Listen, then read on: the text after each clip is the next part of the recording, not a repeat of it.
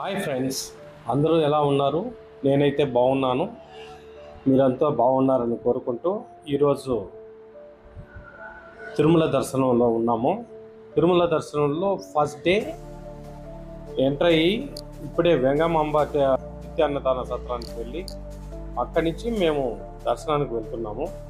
దర్శనం వెళ్ళే ముందు అక్కడ వరాహస్వామి టెంపుల్ని దర్శించుకుని ఆ తర్వాత మేము సర్వదర్శనం కాంప్లెక్స్లోకి ఎంటర్ అవుతాం. ఏమి అనేసి మనం వీడియోతో మాట్లాడదాం.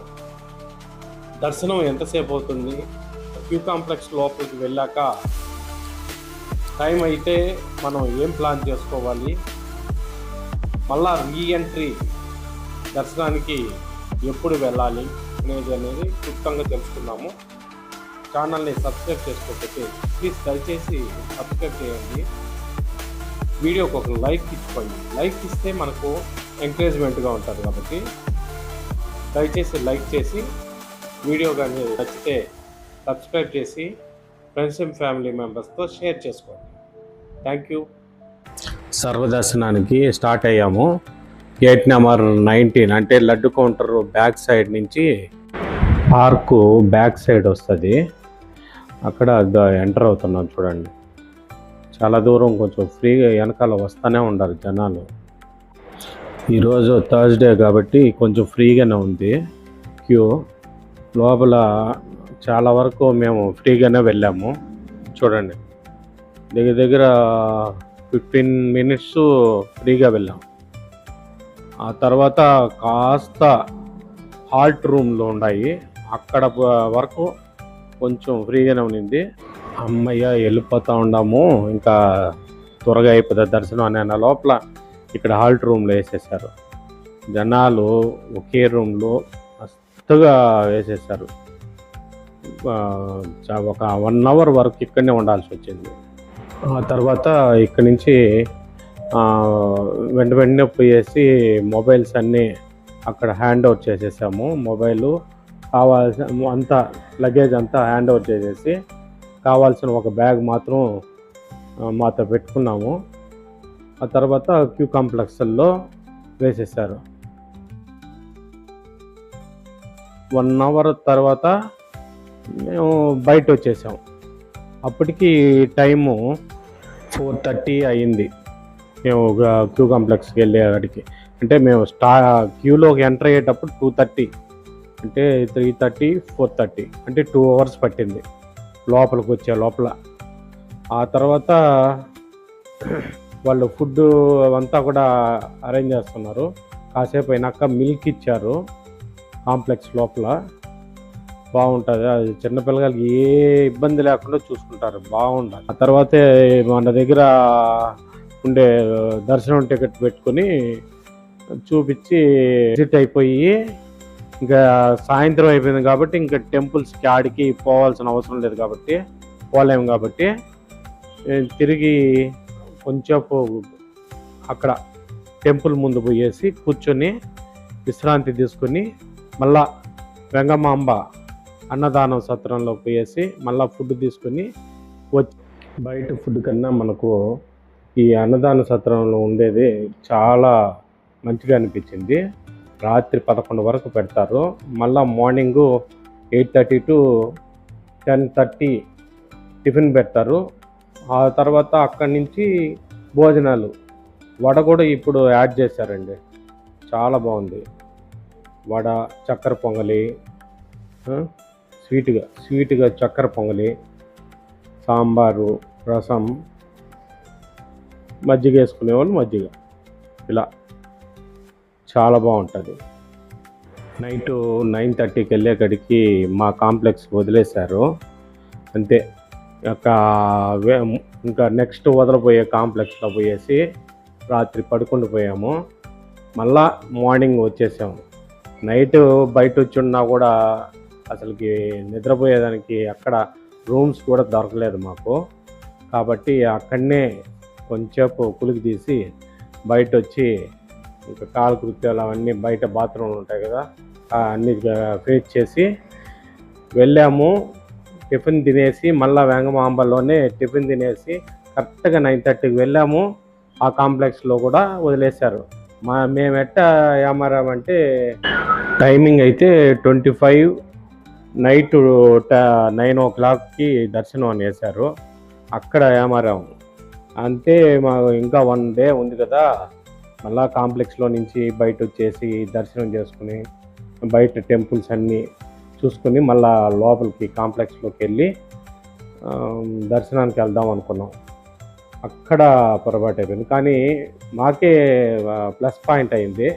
రాత్రి బయట వచ్చి ఉన్న లైట్గా చినుకులు పడతా ఉన్నింది కాబట్టి లోపలనే ఉండుకుని స్నానం చేసి మార్నింగ్ వచ్చి మళ్ళా ఎంటర్ అయ్యి స్వామివారి దర్శనం చేసుకుంటాం. మొత్తానికైతే స్వామివారి దర్శనం 10:30 ఆ టైంలో అయిపోయింది. ఆ 10:30 తర్వాత మేము ప్లాన్ చేసుకున్నాం అన్నమాట. లడ్డు కౌంటర్కి వెళ్తే మాకు టికెట్ మీద ఒకరికి ఫ్రీ ఇచ్చినారు. మా వాడికి అయితే టికెట్ ఇవ్వలేదు కాబట్టి లడ్డు రాలేదు. మళ్ళీ ఒక 3 లడ్లు 150 రూపాయలు, 2 వడలు గ్యాదర్ చేశాను. 2 వడలకు గాను 200 అయింది. 3 లడ్డూస్కి 150 రూపీస్, మొత్తం 350 రూపీస్ అయింది. ఒక ఫ్రీ. స్వామివారి దర్శనం తర్వాత ఒక 5 days కానీ మనం స్టే చేయగలిగితే అన్ని టెంపుల్స్ని 40 kilometers సరౌండింగ్ తిరుపతి సరౌండింగ్ అంతా టెంపుల్ని ప్లాన్ చేసుకోవచ్చు. అది ఏ టెంపుల్స్ అనేది Day 1లో మీకు ఏ టెంపుల్ దర్శనం చేసుకోవాలనేది ఈరోజు Day 1 అనుకోండి. Day 1లో ప్లాన్ చేయాల్సిన టెంపుల్స్ ఏమనేసి నేను ఇప్పుడు చెప్తాను. పాపనాశనం అలా పోయేటప్పుడు శ్రీవారి సదనం, ఇక్కడ కళ్యాణాలు అన్నీ చేస్తూ ఉంటారు. ఈ లెఫ్ట్ సైడ్లో ఉంటుంది. దాన్ని దాటుకుని ముందుకెళ్తే 3 పాయలు ఉంటుంది. అక్కడ వచ్చి లెఫ్ట్ సైడు శిలాతోరణం, చక్ర తీర్థం, ఇంకా శ్రీవారి పాదాలు ఇలా వెళ్ళచ్చు. ఇంకా స్ట్రైట్గానే వెళ్ళినారంటే ఆకాశగంగా, పాప వినాశనం, జపాలి ఇవి ఉంటాయన్నమాట. ఎదురుగా నేరుగా పోతే ఇంకా డౌన్ ఇలా వెళ్ళచ్చు. ఇంకా మనం లెఫ్ట్ దర్శనానికి శ్రీవారి పాదాలకి వెళ్దాం. నా బైక్ ఓల్డ్ అయిపోయింది కాబట్టి ఎక్కలేకపోతుంది కాబట్టి ఫస్ట్ శిలాతోరణంకి వెళ్ళి మనం దర్శించుకుందాము. శిలాతోరణం నడిచి వెళ్ళాలి, కొంచెం వాకబుల్ డిస్టెన్సే. బైక్ ఆడ పెట్టేసినాను రోడ్డు మీద పక్కన. ఇంకొంచెం ముందుకు వెళ్తే మనం శిలాతోరణం వెళ్ళచ్చు. తరతరాల నుంచి మనం కాపాడుకుంటున్న శిలాతోరణం ఇదే. దీని వయసు 150 కోట్ల సంవత్సరాలు అంచనా. చాలా ఓల్డ్ది. మన దేశ ఆస్తిలో ఇది ఒకటి కాబట్టి ఇది మనం ఎంతైనా గర్వించదగింది. నెక్స్ట్ శిలాతోరణంకి కొంచెం పక్కన సైడ్ కిందకి వెళ్తే చక్రతీర్థము శివాలయం ఉంటుంది. అక్కడికి వెళ్ళి మనం స్వామివారిని దర్శించుకుందాం.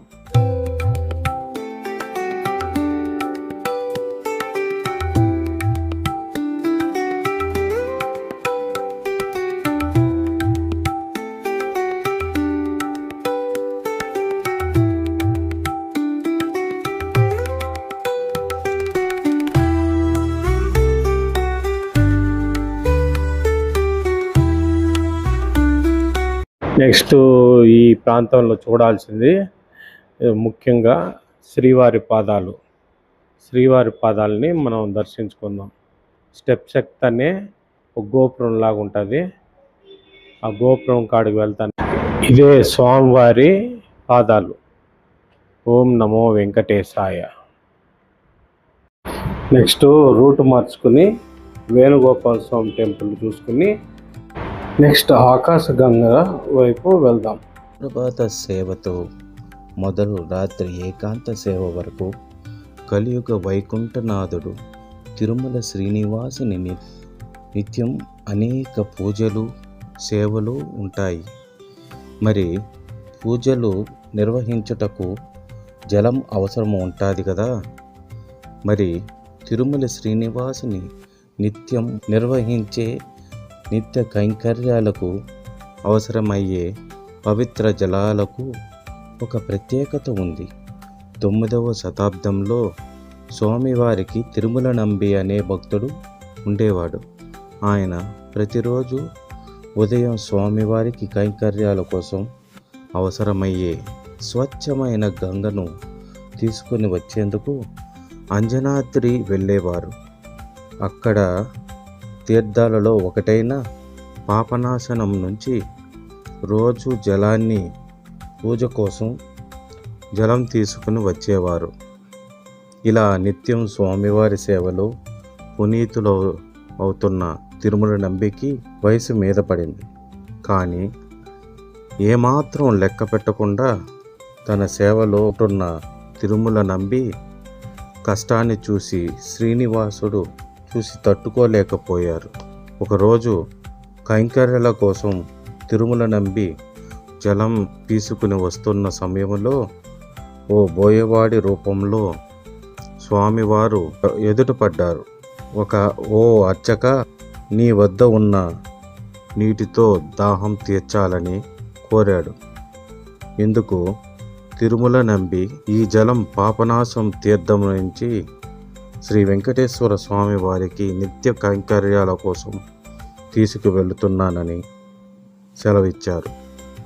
దీనితో ఆ బోయవాడు తిరుమల నంబి నెత్తిపై ఉన్న కుండను విల్లుతో రంధ్రం చేసి నీటిని సేవించారు. రాను రాను కుండ బరువు వలసపడటంతో తిరుమల నంబికి అనుమానము కలిగి వెనుతిరిగి చూశారు. కుండలోని చివర బొట్టు నీరు బోయవాడు త్రాగటం చూసి స్వామివారు కైంకర్యాలకు ఉపయోగించే నీరును దాహార్తి తీసుకోవడం భావ్యమే అని కంటతడి పెట్టారట. తిరుమల నంబి భక్తికి మెచ్చిన శ్రీవారు కైంకర్యాలకు నీరు తీసుకుని వెళ్లేందుకు పవిత్ర జలం ఇక్కడికి సమీపంలోనే ఉందని వెంటబెట్టుకుని కొండకి దగ్గరికి తీసుకువెళ్ళారు. బోయవాడు తన చేతిలో ఉన్న విల్లును కొండకు ఎక్కుపెట్టారు. పవిత్ర జలం ధారలా కారటం చూసి తిరుమల నంబి ఆశ్చర్యానికి గురయ్యారు.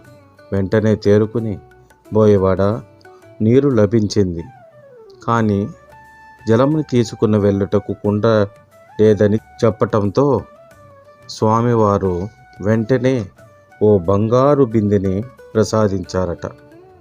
స్వామివారు నేరుగా తన కష్టాన్ని తీర్చేందుకు వచ్చారని తెలుసుకున్న తిరుమల నంబి ఎంతగానో సంతోషపడ్డారట. ఎక్కడి నుంచి నీరు వస్తుంది తెలియదు కాబట్టి ఆకాశగంగగా నేటి నుంచి పేరు వచ్చింది. ఆ రోజు నుంచి నేటి వరకు ఆకాశగంగ తీర్థమునే పవిత్ర జలము స్వామివారికి కైంకర్యాలకు వినియోగించబడుతుంది. నిత్యం అర్ధరాత్రి వేళ శ్రీవారి ఆలయం నుంచి బయలుదేరి కొండలు గుట్టలు దాటి అటవీ ప్రాంతంలో ప్రయాణించి ఆకాశగంగ తీర్థానికి చేరుకుంటారు. అర్చక స్వాములు తమ వెంట తెచ్చుకున్న బిందెను శుభ్రం చేసుకుని ఒక ఆకుతో పవిత్ర జలాన్ని బిందెలోకి నింపుకుంటారు. స్వామివారిని స్మరిస్తూ నమస్కరించి బిందెను నెత్తిపై ధరిస్తారు. గోవిందా గోవిందా అంటూ నామస్వ అంజనాదేవి ఆలయం మీదుగా తిరిగి వచ్చిన మార్గంలోనే సుమారు 10 కిలోమీటర్లు ప్రయాణం సాగిస్తూ శ్రీవారి ఆలయంలోకి చేరుకుంటారు. ఇది పాపనాశనం దారి. పాపనాశనం అనే దానికి కూడా ఒక చరిత్ర ఉంది.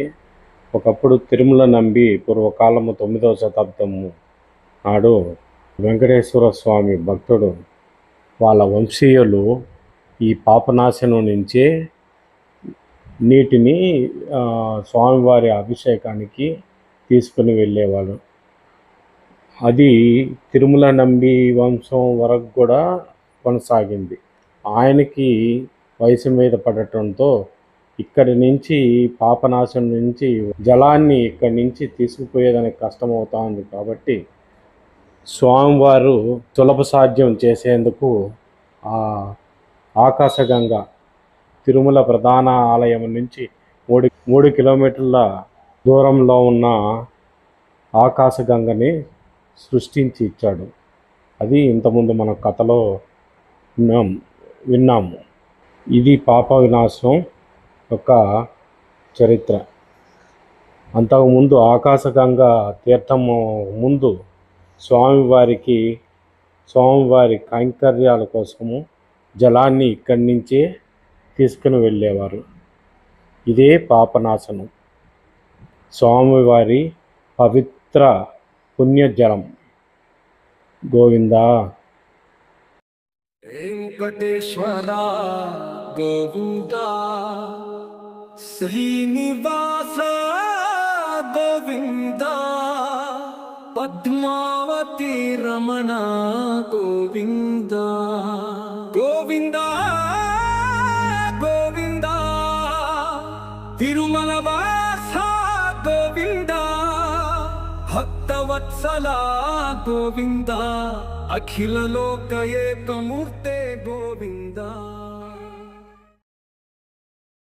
విశేషంగా జరిగే బ్రహ్మోత్సవాలు, ఆర్జిత సేవలు, కళ్యాణోత్సవాలు ఇవంతా కాకుండా స్వామివారికి సంవత్సరానికి విశేష పర్వదినాల్లో బ్రహ్మోత్సవాలు అనేది నిర్వహిస్తుంటారు. మనం ఈరోజు గరుడ సేవని తిలకిద్దాము.